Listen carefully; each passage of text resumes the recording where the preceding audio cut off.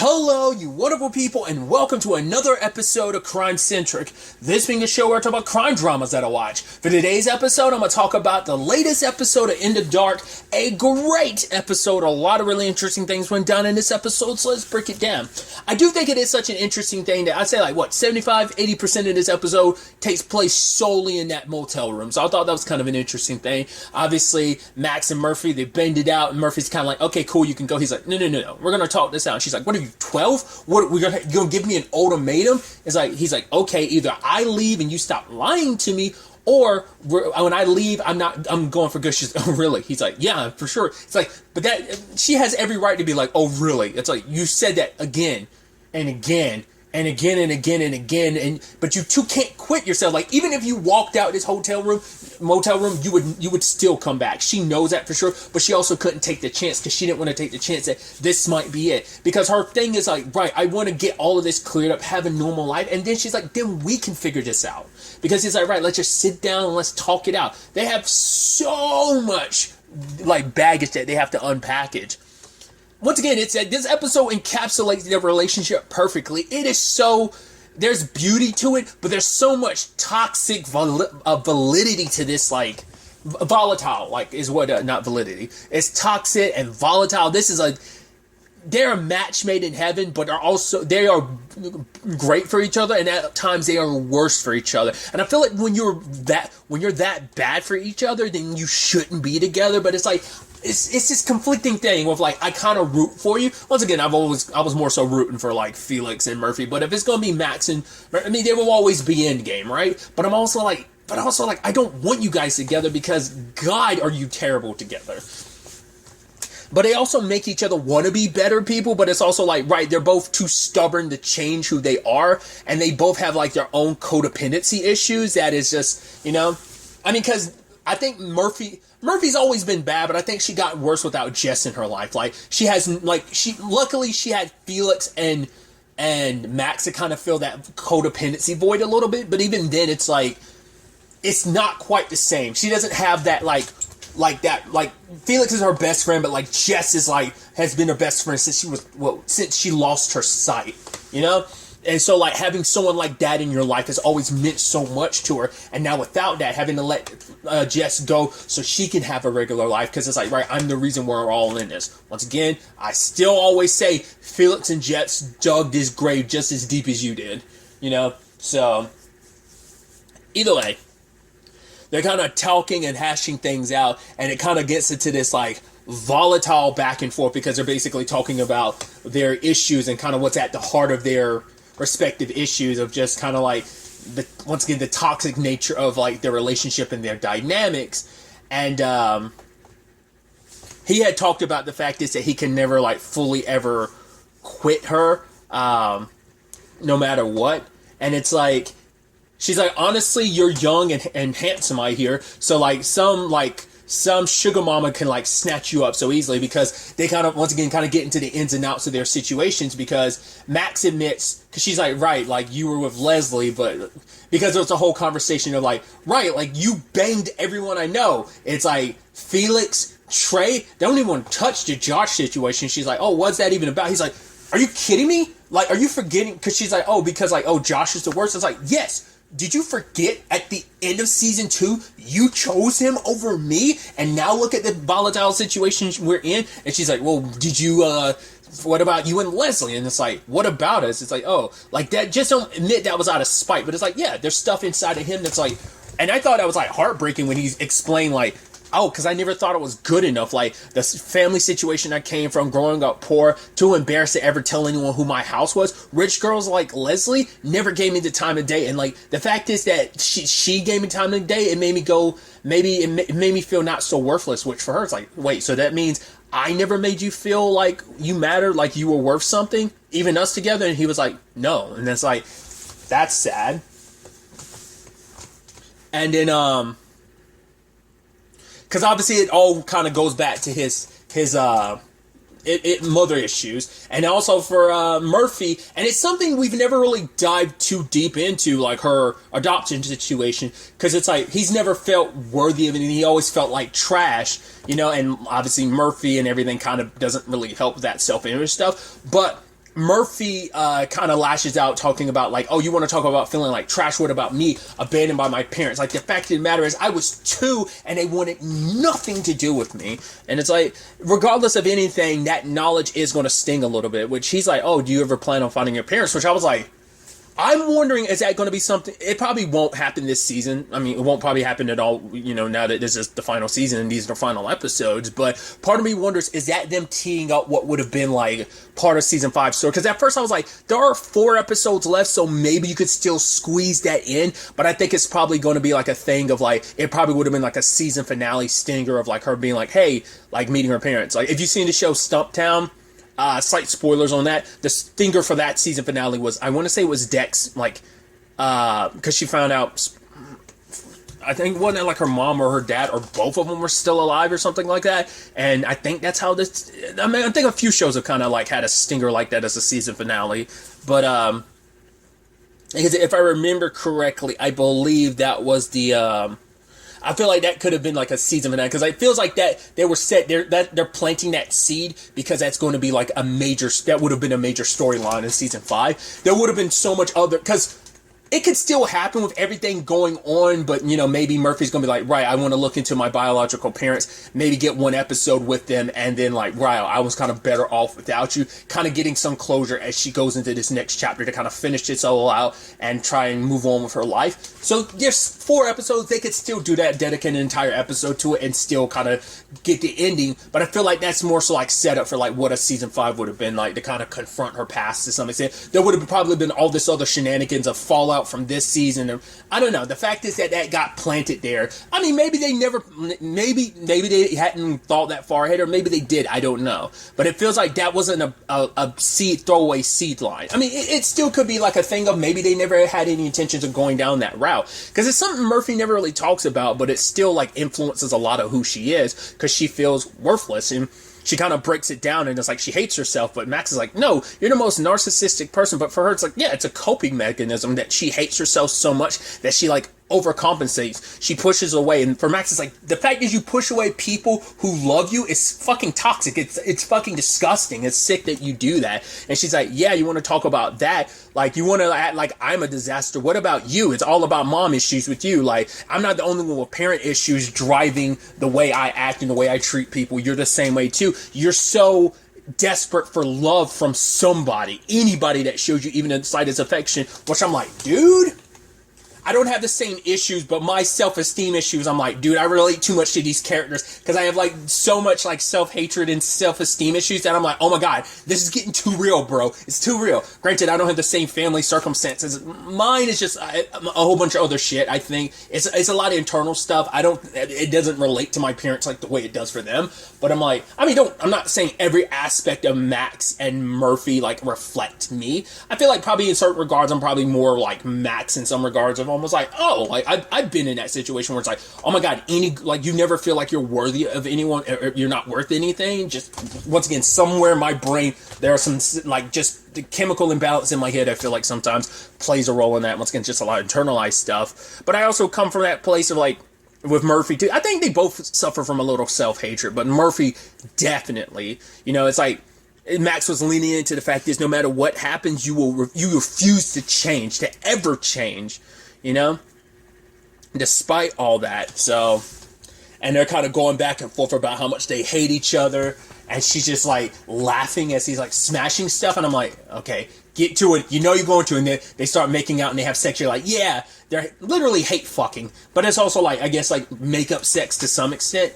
But once again, it's a crazy wild ass relationship. Like, so much was kind of unpackaged there, you know. I think it's an important episode, and I like that most of the episodes are dedicated this for multiple reasons. One, this has been a long time coming. It's been a powder keg that's been building up for so long. Everything between Max and Murphy. It's like, right, you were in a relationship. I still wanted to be with you. I blew up this nice relationship I had just so I could be with you. And it's like, here we are as we are right now.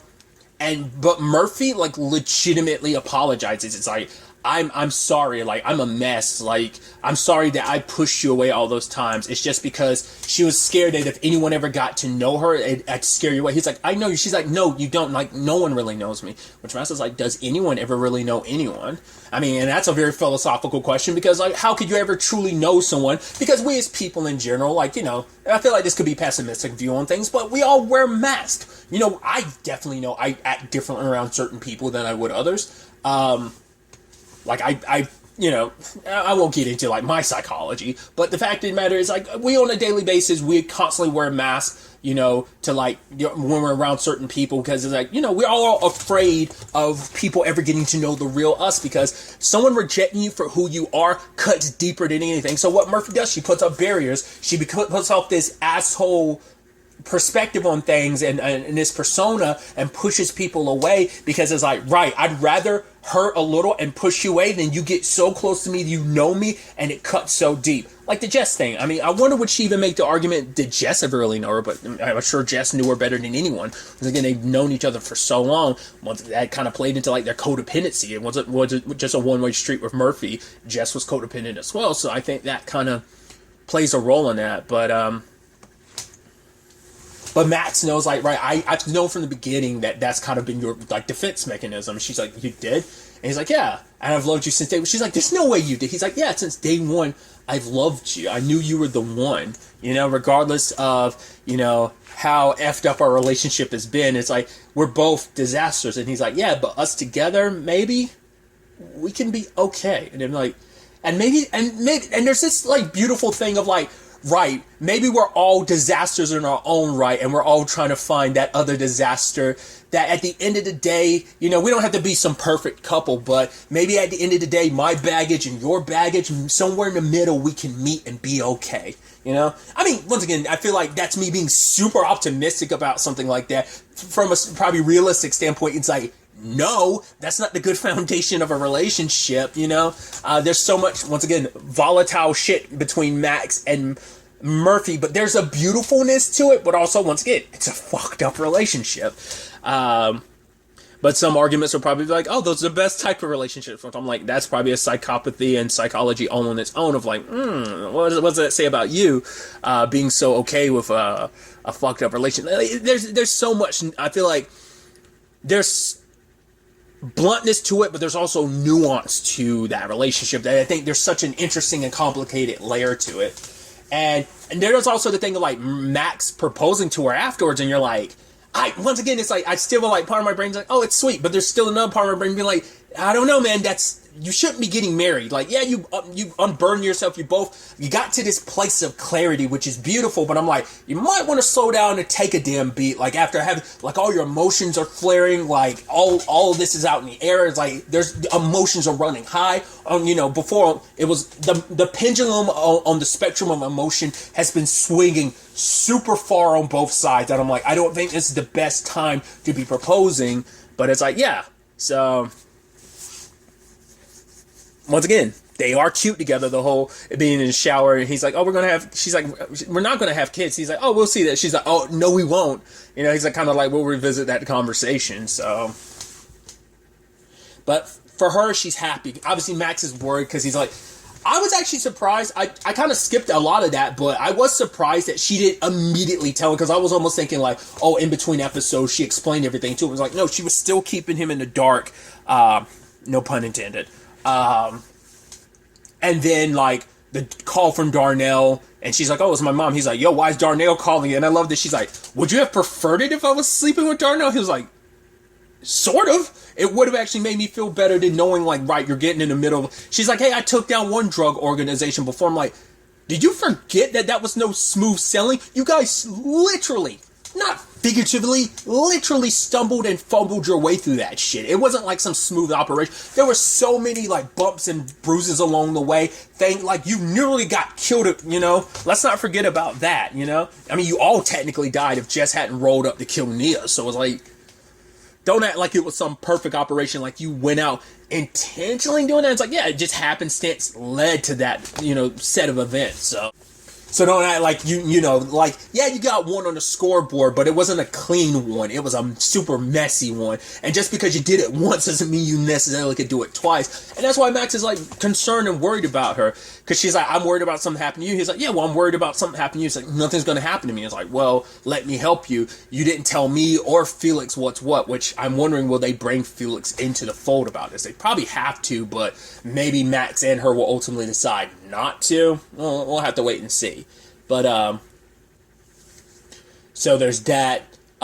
They're also in the dark about, once again, no pun intended, about Paula being dead. To be fair, like, Reggie probably, like, disposed of her body, so, like, there's probably no evidence of that, so the cops wouldn't be able to find anything. But Darnell was like, yo, like, we probably need to stay low. Like, maybe it was a setup, but if it was, like, why aren't we dead yet?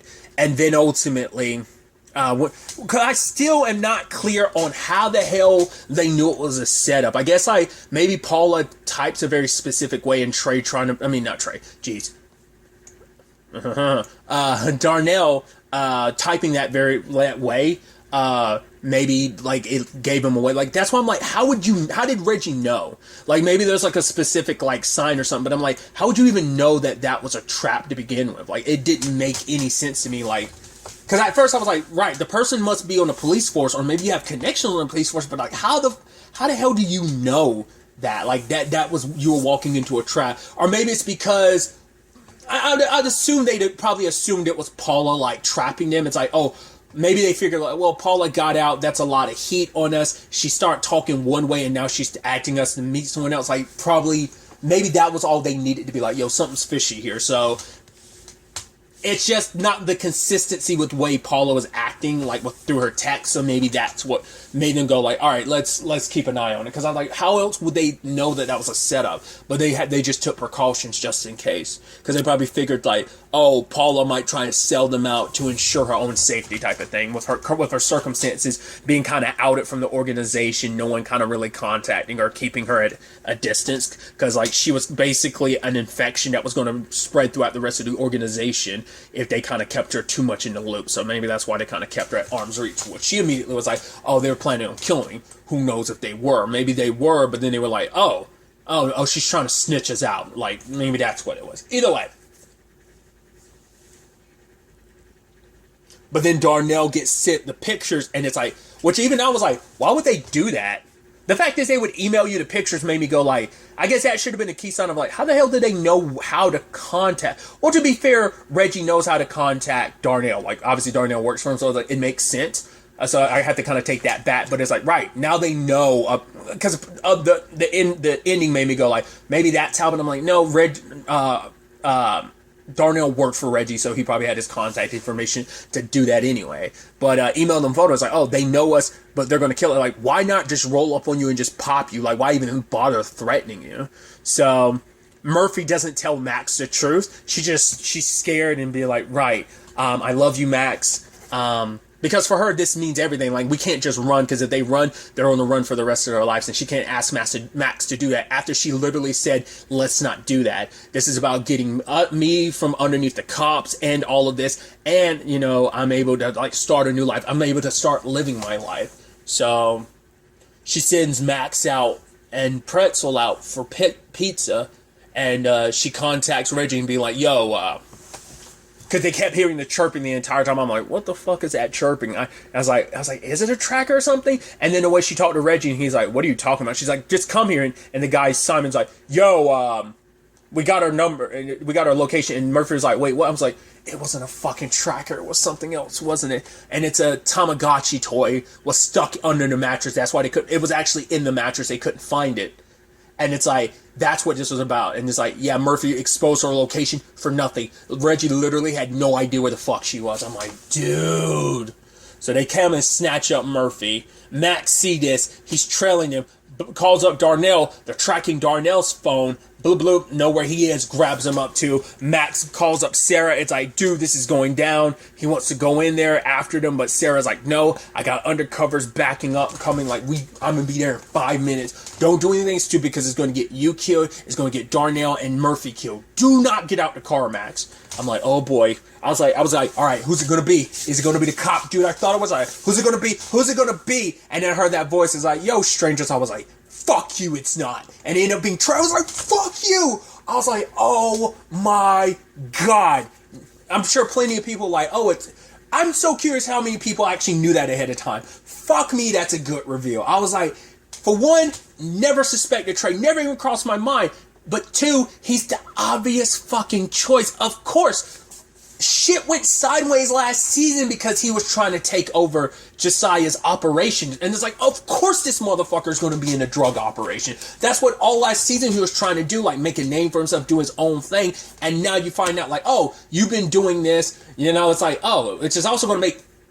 It's a complicated thing because for Darnell, it's like, yo, this is my boy. And you're the reason why this is happening. Because for him, it's like, kids, like, you're putting like people like my cousin Tyson in a situation where like these kids could go away to jail and for you, and it's just like, you know, everything about our, probably also saying the same thing to Trey of like our upbringing, like why would you want to put any other kids through that? That's fucked up. But it's like for Trey, it's like, yo, I gotta make a living, this is my life, this is all I know. And now it's like for Murphy, it's like, yo, this is someone that you were falling for, and now it's like he's responsible for Chloe, and now you're gonna have all kinds of mixed feelings about things, maybe.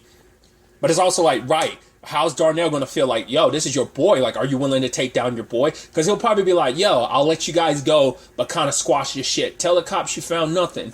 And he's like, they're too deep in it now, but he'll probably try and... It's like, yo, like, because of our history, I will let you guys go because, hey, Darnell, you're my boy. You're one of my best friends. Murphy, I legitimately like you, so we had fun together last season, so, yeah. I'll probably leave it at that, but Murphy and Darnell probably aren't going to because this is an issue, especially for Darnell and Murphy, really. It's too personal. Like, because of the whole Chloe thing, Murphy's not going to sit this down. Plus, it means her freedom. I'm sure he'll try and be like, oh, you can do this and do that, but it's like, no, there's too much on the line. Darnell, like, there's too many people being affected by this. He's seen what this does, you know, it's like, he wants to make up for Tyson with helping and make sure that no one else is in that middle ground, that like the person at the top takes the fall and not like the smaller runners, like people that would be like Tyson, you know? So that's definitely going to be interesting. I'm also curious, is Trey going to survive this season? Because he might end up dead, but yo, like it being Trey is interesting. Like I said before, I'm curious, is Felix going to get mixed up in the middle of this or not? Like, are they going to eventually like fill him in on everything? It is going to be wild to see where all this ends up taking us. Like I said before, there are 4 episodes left in the show. They could do something, like I said, with the Murphy and her biological parent storyline. It could just be a one-off episode thing that ends up becoming something more. Which is interesting timing because, like, obviously this is season 4 of this. Season 4 of Charmed, there was a whole thing with Kayla finding out about her biological parents. Obviously, if the show had continued, they probably would have done even more of that. But we got some reveal on some level about all of that. Well, not some level. We got an answer to, like, Kayla's circumstances. Don't want to spoil anything if you haven't watched what is now the final season of Charmed. But yeah, just interesting timing in that regard. So I am very, very curious to see where the next episode takes us going forward with all of this. But really, that's all I want to talk about. Till the next time we meet, be happy, be safe, live life to the fullest, and enjoy it. Good day and goodbye.